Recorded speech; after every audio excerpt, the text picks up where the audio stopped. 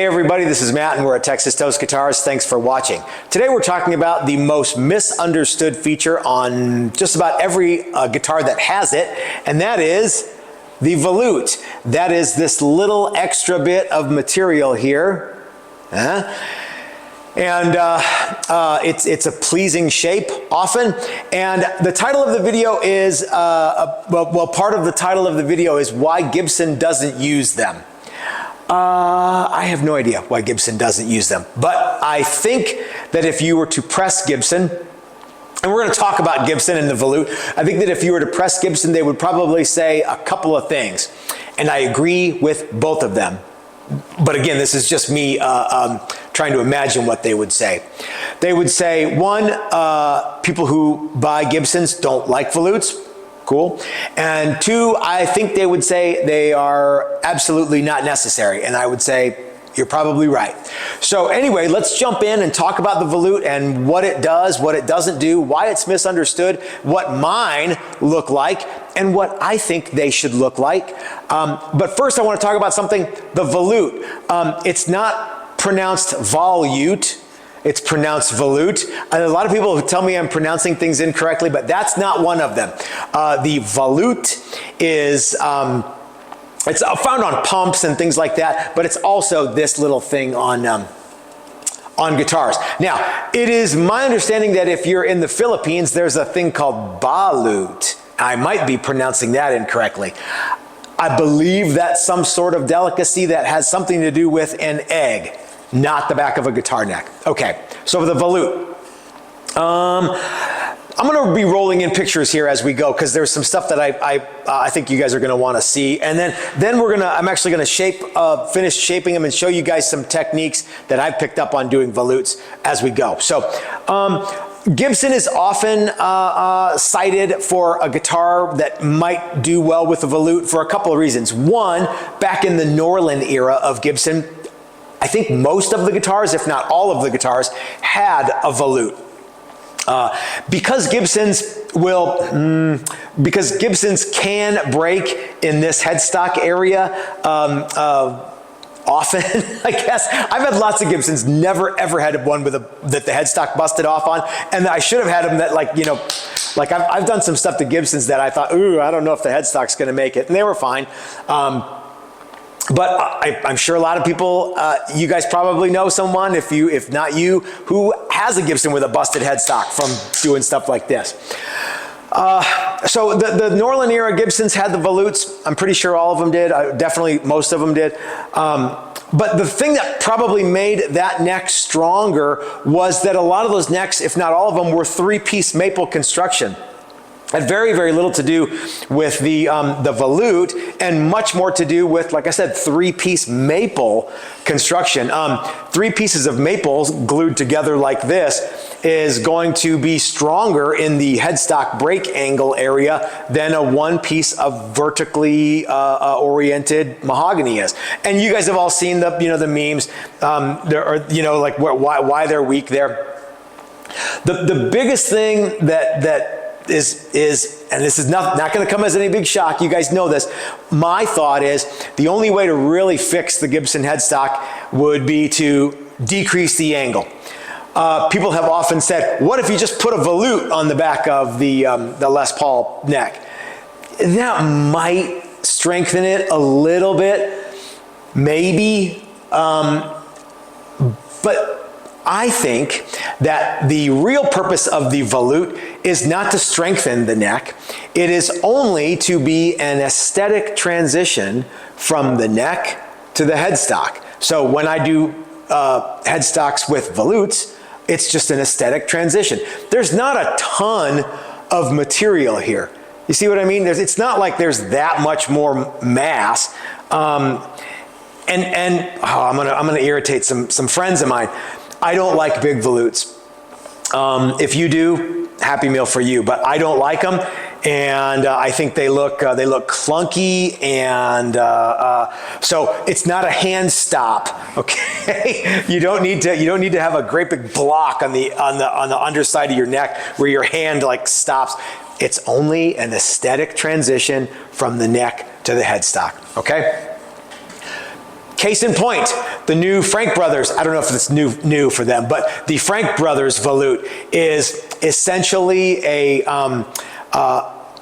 reimagining of that classic 100 and some year old acoustic volute area. It's a diamond pattern. I think that the guys at Frank Brothers do it a little differently than they did at Martin. Whatever they do, it looks really cool. Yeah, it's an aesthetic choice. So, and in that instance, it's really cool. I mean, it's not as cool as mine, but you know, no, the guys at Frank Brothers are super cool dudes, and their volute area is really neat too. But you don't need to have a great big massive chunk of meat on there. That you know what that reminds me of is every time someone in one of my workshops, and there's 80 plus guys a year that come through here and build guitars with me. Every time someone says, no, I like it like that, I always ask them, do you really like it like that, or are you just tired of doing it? Because if that's the case, then okay, but don't try to convince me that you like it if what you're really telling me is I'm bored, I'm tired, I don't want to sand anymore, etc., etc. So your volute doesn't have to be big. In fact, it shouldn't be very big. All you're doing is transitioning from the neck meat to the headstock area. So I've got a couple guitars here well, necks anyway, and one is on my my little jig, and I'm just gonna shape the volute in. The neck's probably sanded to maybe 60 grit right now. So I'm gonna relocate the camera. By the way, what do you guys think of my new cool T-shirt Joy made me? If somebody sends me something really cute, maybe I'll mail you one, but it's gonna have to be something really good. Okay. Let me relocate the camera. I'm going to show you kind of how I address the volute and some areas that I want you guys to, when you're doing volutes, kind of watch for, okay? Okay, like I said, I've got my neck is on my jig here. By the way, all this jig is some pieces of plywood with a couple of big holes drilled in it. And the reason that the big holes are drilled in it is so that I can clamp my neck to the piece, and the reason this piece is so tall is so that I can put it in a vise. So anyway, this is a nice sturdy way for me to just work on my headstock area. Now, these necks are fretted. Don't worry about like, oh man, how do you know your frets aren't getting crushed? Well, I'm not putting a death grip on this thing, okay? I'm just holding it so that I can sand it. So anyhow, okay, so we've got our neck in the jig here. I've got some 80 grit on a disc, and I've got some 150 grit on a disc, and I've got my little sanding block here. Okay, so one of the things that I like to do first is hit everything that I can with the sanding block. And because the back of the headstock is flat, I'm going to use this sanding block, and I'm also going to work my way into the curve of this volute here. By the way, the curve of my volutes is done on a thickness sander, okay? So that means that this part here is thickness, and then when it gets to the radius of the sanding drum, it establishes this curve here, all right? The tip of the volute, on mine anyway, I like to be roughly right under the nut slot, okay? So anyway, my thickness sander has 50 grit sandpaper in it, so I want to make sure I get all of those sanding scratches out, because where they're going to collect is right here at the contour area, okay? And I want to make sure that I keep my block on the back of the headstock here, and blend it in. I also like to keep this line fairly crisp. You don't want it to be so sharp that paint doesn't stick to it, but you want it to be fairly crisp, okay? The next thing that I'm gonna do is I'm gonna come over to the neck side, and I'm gonna start to blend in where the neck starts to splay out and become the headstock. I don't want to feel any faceting in there. I want the transition to be nice and smooth. Okay, so for this part, you probably could take your sandpaper off of your block and just kind of work it in there. But when you come back over onto the crest of the volute on the opposite side of the headstock, you want to remember to keep that nice and crisp. You don't want to just round it over too much. Okay. All right, now if you have, remember, you gotta be feeling this the whole time. You gotta be working that sandpaper in and constantly feeling it.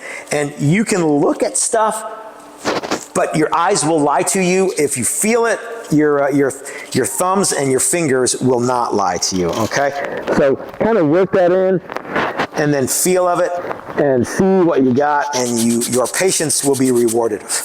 Now, if you have an area right here where you need to get more sanding and you're getting dangerously close to this crest that you kind of want to keep sharp, one of the tricks that I do is I'll put my thumb where I want the sandpaper to go, and I'll actually drag the sandpaper across. Okay, so that will keep it, I'm pulling up and away, but my thumb kind of keeps it in the area where I want it to be.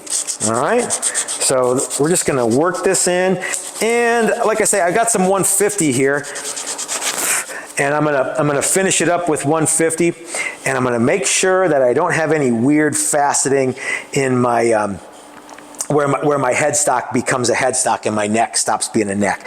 I've got a little bit right here that I can feel, and so we're just gonna blend that in. I realize this isn't part of the volute, but it is part of the whole reason that we're doing this, and so that's what we want to do. We want to get this guy feeling good and looking good.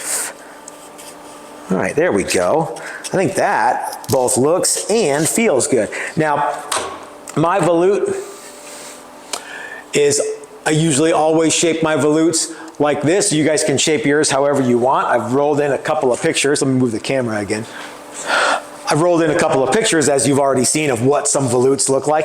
Mine looks an awful lot like the Norland era Gibson stuff, and I'm perfectly fine with that. This was the volute that they taught us when I was at Roberto Van some years ago, and I still really like it. Make sure that you're even all the way around. This one still needs to be evened out a little bit, and then the neck needs to get sanded from 80 to 150 to 220, and then it can get glued into the icon body that is awaiting its partner. So anyway, yeah, the volute is an often misunderstood feature of guitars, and it shouldn't be. They're neat, but they're not entirely necessary. Like I said in the beginning, I think that if you were to ask Gibson, why don't you use volutes? First of all, I forgot to tell you guys this. I remember I was at a NAMM show. It was probably 2016, 2017, and Gibson had this extra meat on the back of the neck where the headstock joins the neck. And I said to someone, hey, that's a neat looking volute. And guys were running at me, no, you can't say that. That's a bad word here at Gibson. So I think, I'm gonna try to find a picture of that one too. I think that the reason that Gibson guys don't like volutes is because well, back in the old days, back in the 50s, they didn't have them. I don't really think that adding a volute would strengthen the Gibson headstock so dramatically that it would virtually eliminate headstocks from breaking. Like I've said many times, I think that decreasing the angle of the headstock break, it would go a long way. But that, if you don't want a volute, you don't want that either. But I don't believe that adding a tiny bit of mass here would go that long in making a regular Les Paul neck any better. And I think they'd get pushback from the customers too. Again, you could make a multi-laminate neck with or without a volute and it'd be way stronger. But again, no one.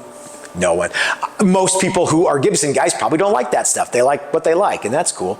So anyway, that's what a volute is. That's what it does. That's what it doesn't do. And until next time, this is your old buddy Matt, reminding you that if you're so smart, start your own YouTube channel. That's what I did. We'll see you next time, guys. Have a great week.